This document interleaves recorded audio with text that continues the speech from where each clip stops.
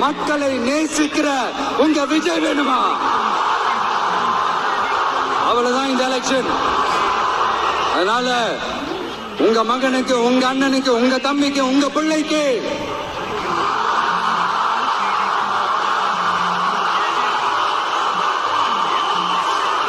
ஒரே ஒரு வாய்ப்பு கொடுங்க. தயவு செஞ்சு விசில் சின்னத்துக்கு ஓட்டு போடுங்க. இது ஒரு விசில் புரட்சி தேர்தலா இருக்கணும்.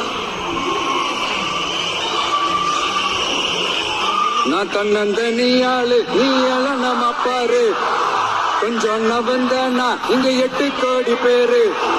மிரல போது ஸ்டேட்டு நம்ம விசில் சத்தம் கேட்டு, நல்ல பங்க வாழ இங்க விசில் கடி ஓட்டு.